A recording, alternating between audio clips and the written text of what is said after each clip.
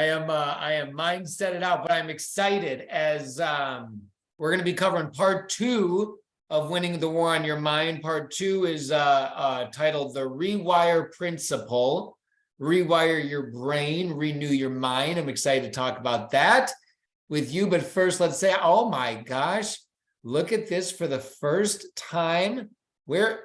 Tammy, look at you in the bottom left for the first time ever. Ruth Cox is taking the top left spot. Tammy, you've been demoted to bottom left, but you know what? I love you all the same, and it's good to see your smiling face. Susan, what's going on? Brenda, Lori, how are you? Craig, what's going on, brother? Linda, Sandy, and Rhonda, good to see you, ladies. Pia, as always, how are you, dear? It's so good to see you. Ashley Gravel, how are you, sister? What's going on? Erica Jordan, I'm excited to crush whatever it is. Erica's doing something big right now on her team, and I'm coming in to close it out tomorrow night, and I'm going to learn more about it tomorrow morning, but I'm excited about it. Peter Sterling just had a birthday a couple days ago. Am I right on that? 2 days ago, Peter? I owe you a phone call, and it was, God, life has been crazy. Happy birthday to Peter Sterling. And PJ had one too, didn't he, right behind you? No, I thought I saw something. I thought, okay, so just Peter. Happy birthday, Peter Sterling. We love you. We appreciate you, brother. Hope you had an awesome time celebrating. Chloe, what's going on? Chloe Singleton, good to see you, dear. Melanie Boudreau. Terry, what's up? Amber, good to see you. Sandy. Julie, what's up? Marianne, Linda Curry, Lori Bo. Christina, what's up? What's up? Oh, who else can I say hi to? Who else? I'm coming for you. Mary Ellen. You get that camera on. Diana, what's going on? Diana Zavala, good to see you. Marlene, good to see you. Carrie Cotis. This girl's been going live, y'all. If you need some good recipes, go check out Carrie's page. Either that or Erica. Carrie and Erica, y'all need to do a page together, because I tell you what, you make some of the most delicious treats I've ever seen. Amber Tipton has a princess, it looks like, a real-life princess on camera. Oh, hi, beautiful girl. How are you? It's good to see you. Happy Monday to you. Thanks for staying up and hanging with us. We have got a fun call. It's going to be short. It's going to be sweet. A couple fun analogies. That's what I really like from these books, is I pull a couple analogies. Is it Annalisa? What a beautiful name. Annalisa. I love that name. Couple of fun analogies from Winning the War on Your Mind. And again, I'm not going to take too much time, but these, like last week and the week before, if you remember these weeks, there's one good analogy. And for me, these are what I'm pulling. I work really well with analogies, something I can put a picture around, like the merry-go-round analogy. You guys remember that merry-go-round analogy? You guys remember how hard it is to jump on the merry-go-round when it's spinning like crazy? Yeah, remember that? We were talking about that. Those are your haters trying to jump on and getting pinged in the head by the metal. We love it when that happens. And then our analogy when we talked about Max the dog, the limits that we're putting on ourselves. I believe it was last week when we talked about, or the week before, we talked about Max the dog and the limits of that shock collar in our lives. How many of us have been wearing a shock collar and believing that the fence is going to zap us when we run out and chase our dreams, all to find out that the universe took the shock collar away years ago. They took the fence away years ago. It's been waiting for us to run through. It's been waiting for us to come and be a part of whatever it is our dreams have been calling us for, but we've just been living in fear. So again, these analogies, I love these analogies. And Mr. Groschel here in Winning the War on Your Mind does not let us down in part 2. Again, the rewire principle. The first part and the first chapter in this part is crossed wires and circle ruts. And herein lied my first analogy that I took away. Again, I love something I can put a picture to in my mind. How many of you put a 5 in the comments if you have a pet, if you got a dog? Something that you let out to go to the bathroom. Throw a 5 in the comments if you got a dog at home. Or something else that you got to let out. I don't know what crazy animals you guys got. There's a million crazy animals out there. I'm not going to guess your gerbil or whatever it is you're taking for a walk. But so if you got a dog, and if you don't have a dog, you can imagine this, I'm sure. But when dogs get let out, just like my Sarge that's laying right outside this door, when I let him outside, Sarge tends to run, even though he has a lead. He's got a leash, 30, 40-foot leash, so he can get a good run in. He creates a circle rut. If you've noticed this with your dogs, they'll run the same circular pattern. When I throw Sarge's ball, he runs the same pattern every day, every single time. No difference. And eventually, if you'll notice, your grass will eventually get like that little worn out spot from where your dog runs around. It's called a circle rut. They will run in circles and wear out that grass. And he asks in the book here, like a dog, what are your circle ruts? What are the ruts? What are the ideas that you are telling yourself over and over and over again? Whether it is, are you stuck in a victim rut? Are you stuck in a distracted rut? Are you stuck in a perfectionist rut? Because we are what we repeat over and over and over again. And a lot of the times we have to identify, like we talked about last week, identifying our issues. We need to identify our circle ruts and then work backwards. He talks about once you identify the circle rut, working back to where the wire got crossed. Herein lied my second analogy. He talked about a restaurant called Applewoods. You guys remember this in the book, and this one hit me because I think about this with my kids, and I think about, again, how I choose to talk with my children about money and finances and stuff like that. This one hit home for me.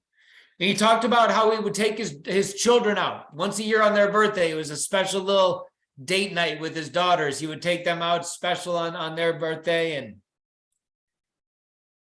to back up for a minute, Mr. Groschel would always talk about growing up. He talked about how his grandmother would instill in him a concept of finances, of always saving your money, of always never knowing that something bad's going to happen and you're going to need it when something bad happens. And she stuck that in his brain. Now, that's not a bad concept, but because of the way it stuck with him and the way it ingrained in his brain, he then was fearful, financially fearful. He would put away all of his birthday money, save it. He would put away all of his little extra money that he got, he would save it for fear that something was going to happen and he was going to have to be completely responsible and taking care of his family. Fast forward that mindset that those wires get crossed early on. Down the road, he has not been able to uncross them. He's still so fearful of money that he now has children. And that conversation is coming up all the time. We don't have money for this. We don't have money for this. It's all budgeting, all in front of the children. To the point where he takes his daughter out on a beautiful birthday dinner. And they're sitting down at Applewoods, which I can only imagine by the description is very much like an Applebee's. And when the waitress comes up, he says, "Our sweetie, you can get whatever you want. It's your birthday, anything you want, whatever you want on the menu, you can get." And for those of you that have been reading along, you know what happened. The little girl sat there and she said, "I can't say." And she started to get emotional and she started to get worked up to the point where she eventually said, I can't get what I want because it costs too much money. And he talks about the epiphanous moment that he had in that instant. He talks about thinking back to the moment where those wires got crossed, and he thinks back to the circle rut that he had been creating within his own life that had then been transferred into his daughter. The same fear that he had been so afraid of has now been a part of her life. So I want you to think about the ruts in your life. I want you to think about identifying this evening some of those circle ruts. What are those things that you're circling every day? I saw someone put in the comments a distracted rut. Just distracted, or a perfectionist rut. It's got to be perfect. And you just spin that circle around being perfect all the time. A victim rut. It's never going to happen to me. You know what he talked about in here is a set of a handful of circumstances. But if you go into it with the mentality of a victim rut mentality, You can lump a couple random things together and make them your normal. You can get a flat tire on the way home. Bummer. You get home and you slip in the mud walking in the door. Double bummer. You walk inside and dinner was burned and you're eating Eggo waffles. Triple bummer. Now, you could take all these three random things and try to lump them together and say, gosh, this is just my life. This is just what happens to me. Same thing goes in business. You get a customer that orders 1 month, next month they don't order. Of course they don't. Why would they? That's what happens to me. Brand partner joins and goes AWOL month 2. Of course. That's my luck.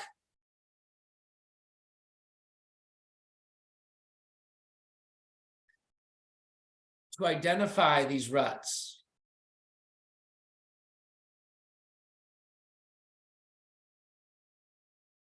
In the next part, he talks about creating a trench of truth. Creating a trench of truth.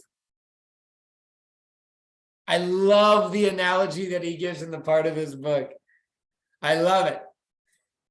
He said, trying to kill a bad habit by focusing on the problem is like saying, oh, there's a dead tree out in my front of my yard. Say you got a dead tree out in the front of your yard.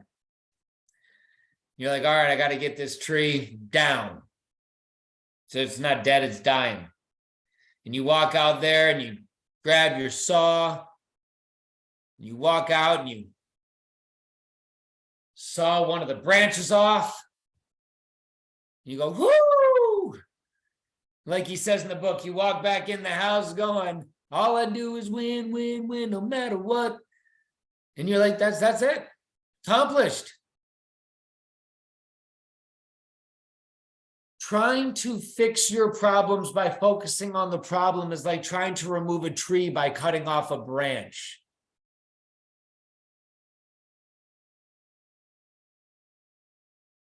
You need to go back. A lot of this chapter is focusing on developing neural pathways.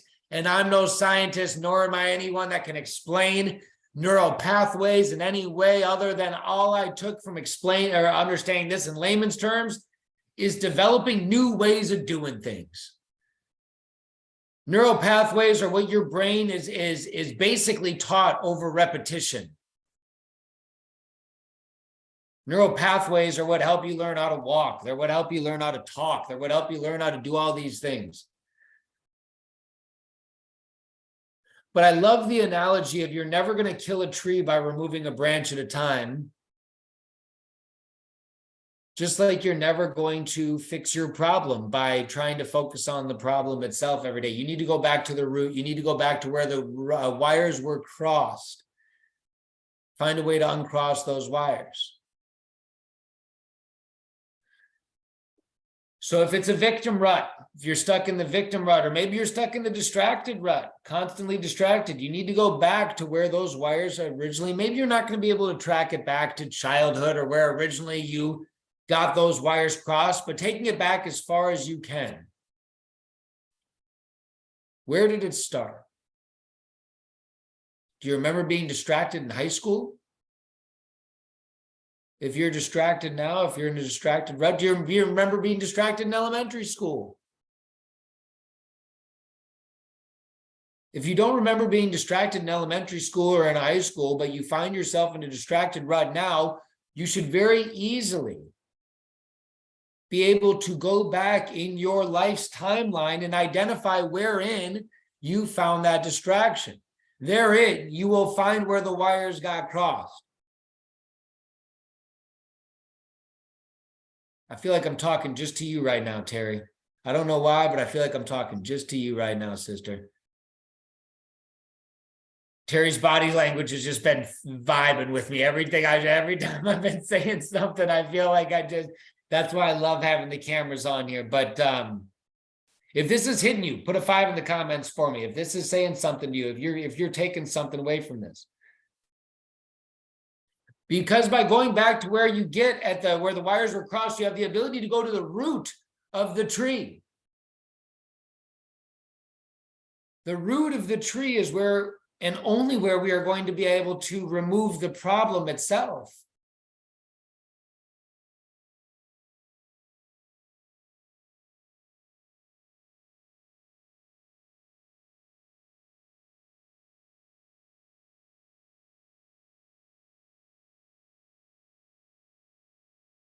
I want you to think about what do we have? What is it? The 12th? Holy buckets.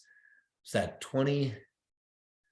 What do we got? We only have 20 days left, 19 days left in the 19 days left in the year. 19 days left in the year.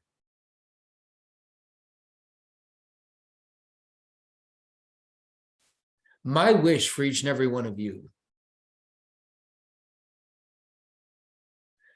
is that you go into 2023 creating new circle ruts.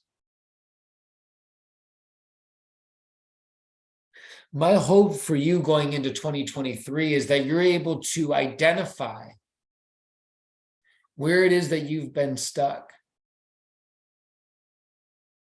You're able to identify some of the patterns that you have allowed to become repetitious norms in your life that are not serving you.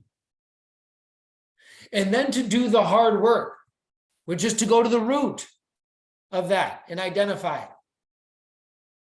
You're not just going to wake up tomorrow and just start doing 20 phone calls a day. If you're in a distracted rut, you're just not going to wake up tomorrow and go, okay, I'm just going to make 20 phone calls today. I'm just going to snap out of it. You might do it for a day, but it's not going to last for very long. Just like most New Year's resolutions last for about 40 days.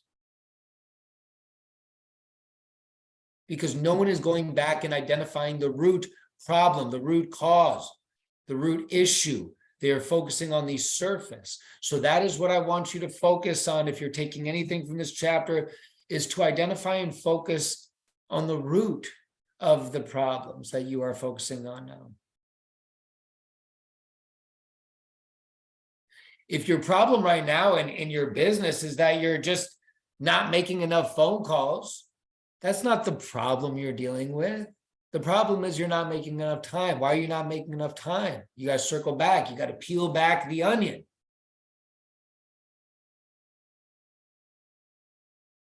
Well, it's because I have this, or I have this going on, or I'm afraid. My why might not be strong enough.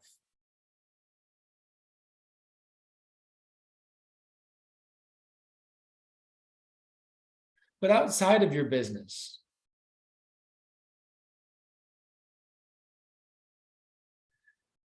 you know what? I found myself in a rut of, and I've talked about this in the past on that documentary Stutz on Netflix. I find myself in a consistent rut of beating up the old version of myself in the pursuit of making the new version of myself better. It is my consistent pattern to say, oh gosh, Taylor, you were so stupid. Why did you do it that way? You're not going to do that again. You're going to fix it.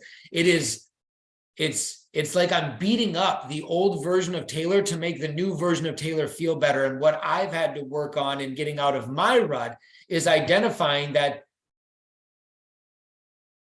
I can only have love for all versions of myself if I'm ever going to be actually growing, that I do not need to beat up an old version of myself in order for me to become better. I do not need to chastise the mistakes or the life choices that I made in the past that led me to exactly where I am right in this moment right now, for me to be able to go forward with a more positive mind, with a growth mindset.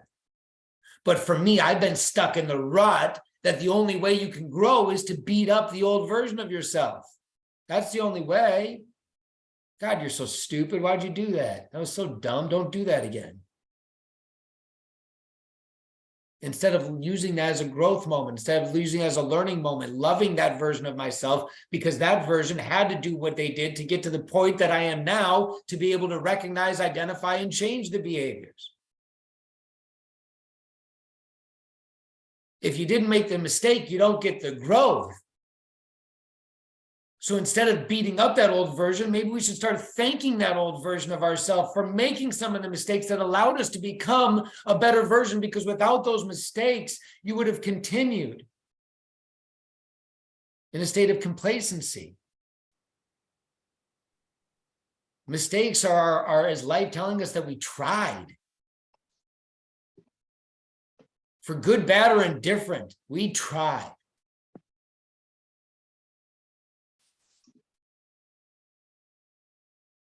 Be cognizant, especially for those of us, this was what I'm taking away, be cognizant of how we talk to our children and around our children. Make sure that we are always aware of whatever baggage maybe we have carried, how we allow that to come into the minds of those around us. And if it's not children, it's just those around you.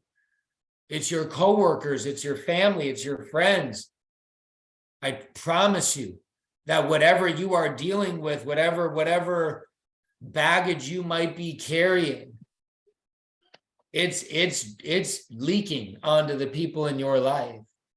But once we have the ability to identify it, to acknowledge it, to get to the root cause of it, we can definitely start to do some work on it. And again, as we talk about the roots, you would never try to kill a tree by removing a branch at a time. Make sure that we identify the roots of these circle ruts. I know it's a lot of random circle ruts, crossed wires, roots, all these different words, but really go back as far as you can with some of these things. And this is getting in big. What I'm doing, what I spent time doing today was going back as far as I could and identifying some of my ruts that I've gotten stuck in financially, the ruts that I've gotten stuck in work-wise. I mean, I don't know if any of you guys can relate to this, but for a long time in my life, I was all show, no go. I was the guy that would be the hardest working person in the room when you were watching. That was me for a long time. Majority of my 20s. I would always look like the hardest person, hardest working person in the room. But the second you were watching, I was checked out. It was like my value would turn on the second that I saw someone watching.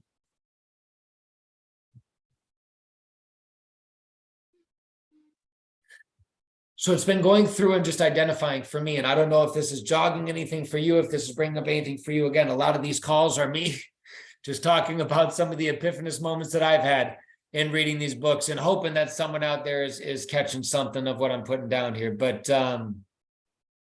yeah, I'm really grateful for this chapter. I'm grateful for the analogies that it brought. I'm grateful for the lessons that it taught.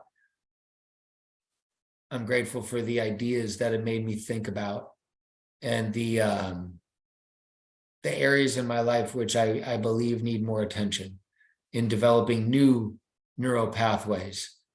Like he says, it's time to break the pattern. And I hope each and every one of you choose to do that as well.